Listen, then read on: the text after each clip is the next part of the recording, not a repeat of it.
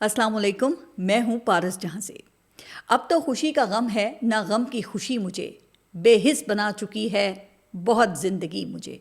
ये बात सच भी है चूँकि हम बतौर कौम ही बेहिस हो चुके हैं। मुल्क में कहीं जुल्म हो, नाइंसाफ़ी हो, कहीं कीमती जानों का ज़िया हो, तो किसी को फ़र्क ही नहीं पड़ता यहाँ। और इस बेहिसी की वजह ये है कि खुशियाँ हमसे रूठ चुकी हैं और अब ये बात इंटरनेशनली भी साबित हो चुकी है। जी हाँ, अभी ये कोई 2 दिन पहले वर्ल्ड हैप्पीनेस इंडेक्स 2025 जारी हुआ, जिसमें पाकिस्तान का दुनिया की खुश तरीन अक़वाम में दर्जा था 109, यानी कि दुनिया के 108 ममालिक के अवाम हमसे ज़्यादा खुश हैं। 2024 में ये दर्जा 108 था, जबकि 2019 में हम दुनिया की खुश तरीन अक़वाम में 67 और ये 2020 में हम 68 नंबर पे थे। 2021 में हम अचानक 105 पर पहुंच गए और तनज़्ज़ुली का सफ़र हमारा जारी है। हमने 23 मार्च को यौम पाकिस्तान भी मना लिया है और 14 अगस्त भी हम मनाते हैं, लेकिन इसके बावजूद हम खुश नहीं हैं। ये बात भी दुरुस्त है कि पाकिस्तानियों के लिए खुशी के मौके भी हैं कहाँ। पाकिस्तान में अक्सर ये बिजली और गैस का बहरान रहता है, फिर महंगाई और बेरोज़गारी का हाल भी आपके सामने ही है। भाई, हम कहने को तो जमहूरी मुल्क हैं और हमारे यहाँ इलेक्शंस भी होते हैं, लेकिन वोट किसी और को हम डालते हैं और वो निकलता कहीं और है। ऐसे में आवाम खुश हों भी तो फिर कैसे हों कि जिसको उन्होंने मुंतखब किया हो वो जेल में हो और जो फॉर्म 47 की पैदावार हों वो अवाम पर मुसल्लत कर दिए गए हों। अवाम का मकबूल तरीन लीडर जेल में हो और उसके नाम पर वोट लेने वाले उसके लिए अवामी तहरीक भी ना चला सकते हों। वैसे इमरान खान की रिहाई को लेकर पाकिस्तान तहरीक इंसाफ की नीयत के ऊपर काफ़ी शकूक शुबात हैं। कहा यह जाता है कि पाकिस्तान तहरीक इंसाफ में ये शुरू के 4 या 5 जो 4 से 5 टॉप के लोग हैं, ये मुनाफिकीन का टोला है जो इमरान खान को जेल से बाहर निकालने के लिए कोशिशें ही नहीं कर रहे हैं और उनकी ये चालाकियाँ और चालें भी सबको खूब अच्छी तरह समझ में आ रही हैं। बल्कि अब तो बड़े वसूख के साथ ये बात की जाती है कि ये इमरान खान के सियासी मुखालिफिन की बी टीम बने हुए हैं और इमरान खान का जेल से बाहर आना इन लोगों के मफाद में ही नहीं है। यूँ लगता है जैसे गुज़िश्ता कोई 2-2.5 साल से पाकिस्तान के निज़ाम समेत हर चीज़ को एक बड़ा सा ताला लग गया है। इस मुल्क के माशरे, सियासत, सियासी निज़ाम और सियासी इस्तेहकाम को भी बड़ा सा ताला लग गया है। हालांकि सियासी इस्तेहकाम की तलाश तो इस वक्त सभी को है ना। यहाँ अदालती निज़ाम को लगा ताला भी सबको दिखाई दे रहा है और फिर सहाफ़त को तो ख़ुद पीका का ताला लगाया जा चुका है। कहने को जो मौशी आदाद शुमार हैं उनको बड़ा खुशनुमा बनाकर सब अच्छे की रिपोर्ट दी जाती है, लेकिन साफ लग रहा है कि यहाँ पर मईशत को भी ताला लग गया है। सवाल ये है कि इस वसी तर तालाबंदी की वजह से जो हमारा मुल्क जैम हुआ पड़ा है, इस ताले को खोला कैसे जाए। लगता यही है कि हुक्मरान इस ताले को सियासी दानिशमंदी से खोलने और चाबी का बंदोबस्त करने के बजाय इस ताले को वो ज़ोर ज़बरदस्ती से खोलने नहीं बल्कि तोड़ने की कोशिश कर रहे हैं। मुल्क में इस ताले का गुस्सा ऐसे निकाला जा रहा है कि हर तरफ अफरा तफरी और आप देख लें कि जंग का सा माहौल बना दिया गया है। और कहने वाले तो ये भी कहते हैं कि इस ताले की चाबी जिस शख्स के पास है उसको भी ताले में बंद कर रखा है। इस अफरा तफरी का हल उस चाबी में है जो अडियाला के कैदी के पास है। अब अडियाला की चाबी तो हुक्मरानों के पास है, लेकिन वो इस ताले को खोलने से न जाने क्यों खौफज़दा हैं, क्या डर है, क्यों खौफ महसूस कर रहे हैं। कहने वाले ये भी कहते हैं कि हुकूमत का अडियाला वाले से चाबी के हुसूल के लिए उसको इंगेज ना करने का मकसद शायद ये हो सकता है कि हुक्मरान चाहते हैं कि मुल्क का निज़ाम इसी तरह तालाबंदी का शिकार रहे।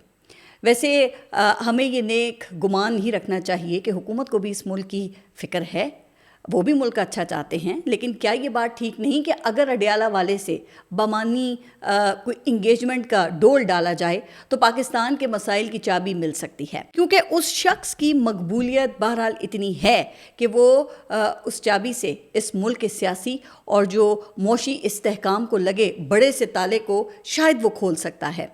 लेकिन यहाँ पर जो ज़रूरत है वो इस बात की है कि खान साहब को भी एक कदम इन हालात में पीछे हटने की ज़रूरत है और उस बयानिए से लाताल्लुकी इख्तियार करने की ज़रूरत है जिससे ये एंटी स्टेट बयानिए का तासुर जाए।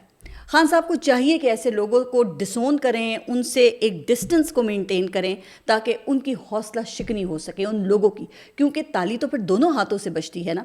تو آپ نے مجھے ذرا کامنٹس میں بھی بتانا ہے کہ آپ کو اس بارے میں کیا لگتا ہے۔ ویسے یہ بھی کیسی ستم ظریفی ہے کہ جس کو تانے دیے جاتے تھے کہ یہ شخص تو ایک دن بھی جیل نہیں کاٹ سکتا، وہ ملک میں مزاحمت کا استعارہ بن چکا ہے، اور پھر ہمیں تانے دیے جاتے ہیں کہ آپ اس کے حق میں کیوں بولتے ہیں۔ بھائی ہم نے تو آپ کے حق میں بھی بولا تھا، لیکن آپ کی لیڈرشپ ہی ڈیل کر کے ہر مرتبہ اس ملک سے باہر چلی گئی اور پھر حالات بدلے دیکھ کر واپس آئی۔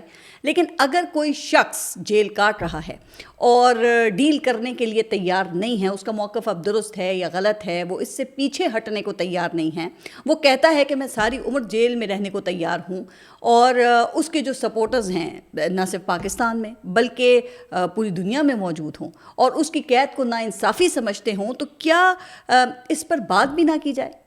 اب سوال تو یہ ہے کہ کیا کرپشن کے مقدمات میں سزائیں کسی سیاستدان کو واقعی کرپٹ بنا دیتی ہیں؟ اور اگر یہی معیار ہے تو پھر مان لیں کہ آپ کی لیڈرشپ بھی کرپٹ تھی، کیونکہ ان کو بھی انہی عدالتوں سے سزائیں ہوئیں اور پھر انہی عدالتوں نے انہیں تاحیات نااہل کیا۔ مان لیں کہ پاناما سے اقامہ کی بنیاد پر سزائیں غلط صحیح، لیکن منی ٹریل تو آپ کی لیڈرشپ کے پاس بھی نہیں تھی۔ اس کے باوجود جب ہواؤں کا رخ بدلا تو انہی عدالتوں نے شریف خاندان کو بری کیا، جو آج پھر وفاق اور پنجاب میں برسر اقتدار ہیں۔ پھر مان لیں کہ پاکستان میں سزائیں کرپشن پر نہیں بلکہ سیاسی بنیادوں پر ہوتی ہیں، اور سزائیں واپس بھی سیاسی بنیادوں پر ہی ہوتی ہیں۔ اگر یہی ہواؤں کا رخ عمران خان کی طرف ہوتا تو یہ توشہ خانہ، عدت اور سائفر جیسے مقدمات بن ہی نہ پاتے۔ قوم 190 ملین پاؤنڈ نامی مقدمے سے ہی نا واقف ہوتی، اور ملک ریاض صاحب شاید کراچی کے بحریہ ٹاؤن کا افتتاح فرما رہے ہوتے، اور آج جو یہ وزراء سینہ چوڑا کر کے بڑا ملک ریاض کرتے پھرتے ہیں نا، ان کو ملک ریاض کا نام لینے کی جرت ہی نہ ہوتی، اور پھر نہ ان کے نام کے ساتھ ٹی وی پر بیپ لگتی اور نہ ہی انٹرنیٹ بند کرنا اتنا آسان ہوتا۔ ویسے انٹرنیٹ کے حوالے سے خبر یہ ہے کہ حکومت نے ایلون مسک کے اسٹار لنک کو عارضی یہ NOC دے دیا ہے، اور امید ہے کہ جلد ہی اسٹار لنک کی سروسز پاکستان میں شروع ہو جائیں گی۔ اگرچہ عام آدمی کے لیے اسے افورڈ کرنا ممکن نہیں ہوگا، لیکن پاکستان کے سرکاری اور کارپوریٹ ادارے اس سے زبردست فائدہ اٹھا سکیں گے، چونکہ اسٹار لنک نے اس وقت خلا میں تقریباً کوئی 6,500 سیٹلائٹس بھیج رکھے ہیں، اور اسٹار لنک کا دعویٰ ہے کہ اسٹار لنک کے سیٹلائٹ کے ذریعے یہ سمندر کی تہ سے جنگل تک، پہاڑوں سے لے کے زمینی غاروں تک، اور یہاں تک کہ فضائی سفر کے دوران بھی آپ انٹرنیٹ استعمال کر سکیں گے۔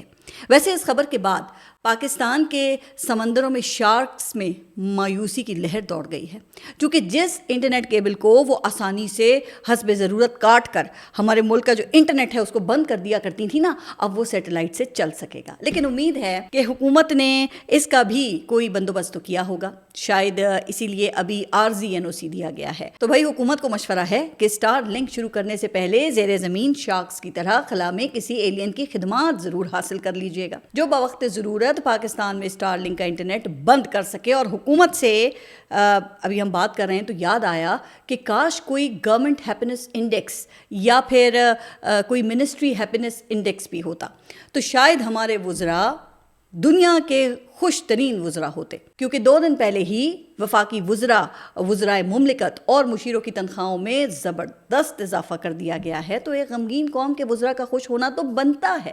جی ہاں، یہ ابھی چند ہفتے پہلے ہی اراکین پارلیمنٹ کی تنخواہوں میں اضافہ کیا گیا تھا، اور اب کابینہ اراکین کی تنخواہوں میں 188 یعنی کہ 188% تک اضافہ کر دیا گیا ہے۔ اس نئے بل کی منظوری کے بعد وفاقی وزیر مملکت اور مشیر کی تنخواہ 5,19,000 ہوگی، جبکہ اس سے پہلے وفاقی وزیر کی تنخواہ 2 لاکھ اور وزیر مملکت کی 1,80,000 تھی۔ یوں وفاقی وزیر کی تنخواہ میں 159 یعنی کہ 159%، اور وزیر مملکت اور مشیر برائے وزیر اعظم کی تنخواہوں میں بھی 188% تک اضافہ منظور کیا گیا ہے۔ ایک ایسے وقت میں جب ملک سنگین معاشی بحران کا شکار ہے، ہمارے جوان روزانہ شہید ہو رہے ہیں اور اپنے گھروں سے دور ہماری حفاظت کے لیے اپنے سینے آگے کر رہے ہیں، تو یہاں حکمران جماعت کے عللے تللے ختم ہونے کا نام ہی نہیں لے رہے. یقین کریں اگر کوئی بے شرمی کا عالمی مقابلہ ہوتا نا تو وہ ان کے حصے میں آتا. یہ روز ہمیں بتاتے ہیں کہ مہنگائی میں اضافے کی جو رفتار ہے وہ کم ہو گئی ہے، اور اعداد و شمار بھی کہتے ہیں کہ مہنگائی میں اضافہ تو بالکل ہی رک گیا ہے. لیکن عوام کی سنیں تو وہاں تو کہانی ہی کچھ اور ہوتی ہے.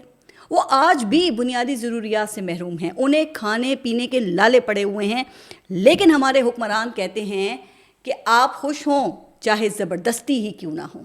آپ خوش ہوں کہ IMF نے آپ کے لیے یہ $2 ارب کی منظوری دے دی ہے، اور پاکستان کو اگلے 8 ماہ کے لیے $12 ارب کا رول اوور اور نئے قرضوں کی گارنٹی بھی مل گئی ہے. میرا تو خیال یہی ہے کہ ہماری حکمران اشرافیہ ہی شاید بے عزتی پروف ہو چکی ہے. یہ غیروں کے سامنے ڈھیر اور اپنوں کے سامنے شیر ہیں.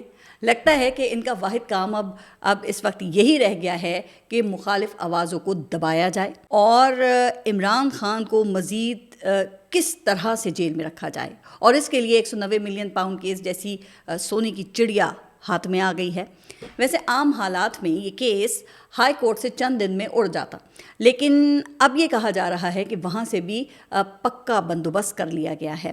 اچھا، اب ویسے یہ الگ بات ہے کہ سپریم کورٹ کی طرح جو اسلام آباد ہائی کورٹ ہے وہاں بھی ججز وار شروع ہو چکی ہے. یہ قصہ اس طرح سے ہے کہ اسلام آباد ہائی کورٹ کے جسٹس اعجاز اسحاق صاحب جیل میں عمران خان کی ملاقاتوں سے متعلق ایک کیس کی سماعت کر رہے تھے. انہوں نے اس کیس میں درخواست گزار کی، عمران خان سے ملاقات کروانے کا حکم دیا، اور عمل درآمد نہ ہونے کی صورت میں عمران خان کو ذاتی حیثیت میں اسلام آباد ہائی کورٹ میں پیش کرنے کا حکم بھی دے دیا تھا. بس پھر کیا تھا، اس مقدمے کی کاز لسٹ ہی منسوخ ہو گئی اور یہ مقدمہ ہی جج صاحب سے واپس لے لیا گیا. اب جسٹس اعجاز اسحاق شدید غصے میں ہیں اور وہ توہین عدالت کی کارروائی چلا رہے ہیں. اب جج صاحب کیا کریں؟ جن کے خلاف وہ توہین عدالت کی کارروائی کرنا چاہتے ہیں وہ ان کے برادر ججز ہیں. آپ کو اب یہ یاد ہوگا نا کہ ایسا ہی ایک قصہ چند ہفتے پہلے سپریم کورٹ میں بھی ہو چکا ہے، جب ایک آئینی مقدمہ جسٹس منصور علی شاہ کی عدالت میں منتقل کر کے پھر یہ کہہ کر اس کو واپس لے لیا گیا تھا کہ غلطی سے یہ مقدمہ جسٹس منصور علی شاہ کے پاس چلا گیا ہے، ورنہ یہ تو آئینی بینچ کا استحقاق ہے. اس کے بعد جسٹس منصور علی شاہ نے اپنے ہی برادر ججز کے خلاف توہین عدالت کی کارروائی شروع کرنے کی کوشش کی تھی، جسے آئینی بینچ نے ایک دن میں ہی اڑا دیا تھا. تو جناب اس وقت ملک میں یہ مذاق چل رہا ہے.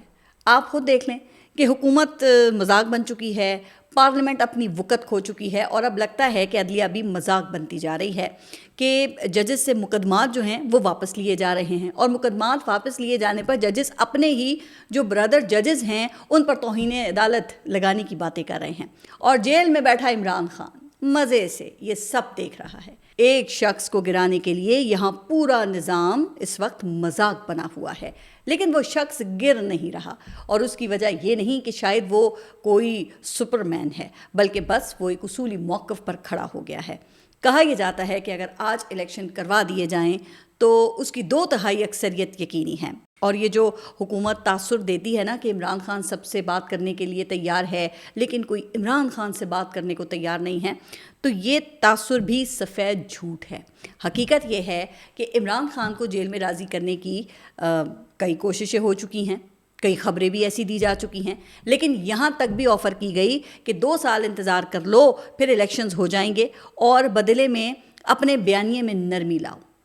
لیکن عمران خان کا موقف ہے کہ پہلے نظام گراؤ پھر الیکشنز کراؤ، اور یہیں پر اصل ڈیڈ لاک ہے.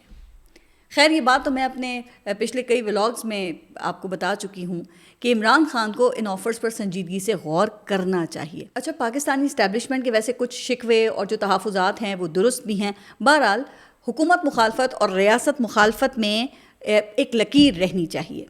خان صاحب کو دیکھنا چاہیے کہ کہیں انجانے میں ان کے جو کچھ سپورٹرز ہیں وہ ملک دشمن بیانیے کا حصہ تو کہیں نہیں بن گئے، یا اس بیانیے میں ملک کا تو کوئی نقصان نہیں ہے. ان کو یہ بھی دیکھنا چاہیے کہ ان کی عسکری مصنوعات اور ریمیٹنسز کے بائیکاٹ کی کال آخر کیوں یہ کالز کامیاب نہیں ہوئیں، اور وہ کون ہے جو عمران خان کو یہ مشورے دیتا ہے. ویسے ایک اور بھی خبر ہے کہ general Faiz Hameed network کے بعد ایک مبینہ Imran Khan social media network بھی سامنے آ گیا ہے. اب اللہ جانے کہ یہ خبریں خود شائع ہوتی ہیں یا پھر شائع کروائی جاتی ہیں۔ بہرحال سینئر صحافی ہیں انصار عباسی صاحب، ان کی خبر کے مطابق عمران خان علیمہ خان کے ذریعے ایک سوشل میڈیا نیٹ ورک چلا رہے ہیں۔ وہ علیمہ خان کو پیغام دیتے ہیں جو وہ باہر پی ٹی آئی کے جو سوشل میڈیا ہینڈلرز ہیں ان تک پہنچاتی ہیں، اور پھر ان کو پوسٹ یا پھر ٹویٹ کیا جاتا ہے۔ لیکن یہاں پہ حیرت اس بات پر نہیں ہے کہ ایسا کوئی نیٹ ورک موجود ہے، حیرت تو بھائی اس بات کے اوپر ہے کہ ایک جیل میں بیٹھا شخص کس طرح پورے سسٹم پر حاوی ہے، اور روز کوئی نہ کوئی نیٹ ورک نکل آتا ہے۔ حکومت، دہشت گردی، فوجیوں کی شہادت، B L A, T T P, Balochistan, Afghanistan, Bharat, FATA جیسے مسائل کے بجائے آج بھی عمران خان کو گرانے میں مصروف ہے، اور یہ سلسلہ اس وقت تک چلتا رہے گا جب تک سیاسی مسئلے کا کوئی حل نہیں نکل آتا، اور اس کا جو واحد حل ہے وہ صرف عمران خان کے ساتھ انگیجمنٹ ہے۔ امید ہے کہ ہمارے جو ارباب اختیار ہیں وہ یہ سمجھیں گے کہ ملک طویل عرصے تک اس طرح سے نہیں چل سکتا، یعنی جتنی جلدی اس بات کو سمجھ لیا جائے اتنا اچھا ہے۔ اپنا خیال رکھیے گا، اگلے ولاگ تک کے لیے اللہ حافظ۔